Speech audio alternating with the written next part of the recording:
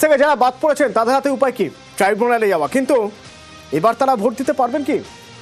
যাদের নাম লিস্ট থেকে বাদ গিয়েছে তাদের ভোট দেওয়া নিয়ে সংশয়, কারণ এখনো তো ট্রাইব্যুনালই তৈরি হয়নি। কবে হবে ট্রাইব্যুনাল তৈরি? প্রীতি রয়েছে আমার সঙ্গে। প্রীতি, কোন সম্ভাবনার কথা শোনা যাচ্ছে?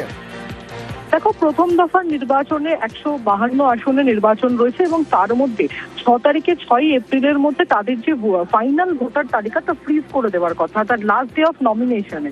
তবে এখনো পর্যন্ত ট্রাইব্যুনালের কাজ কিন্তু না অনলাইনে না অফলাইনে এই কাজ শুরু হয়নি। এবং সিইও মনোজ আগরওয়াল, তাকে যখন প্রশ্ন করা হয় তিনি কিন্তু বলেন যে এই পুরো বিষয়টা মুখ্য সচিব তিনি দেখছেন এবং এই বিষয়টা তিনি বলতে পারবেন। তোমাকে জানিয়ে রাখি যে প্রথম দফার যে নির্বাচন রয়েছে সেখানে মূলত যে সাপ্লিমেন্টারি লিস্ট বেরিয়েছিল সেখানে মোট 46 লক্ষ মানুষের নাম কিন্তু প্রকাশ হয়েছিল, যেখান থেকে 45% নাম বাদ পড়েছে, এমনটাই সিইও অফিস সূত্রে আমরা জানতে পেরেছিলাম। এবং এই 36 লক্ষের মধ্যে যদি আমরা ধরে নিই 45%, তাহলে 17 লক্ষ নাম বাদ পড়েছে তার মধ্যে।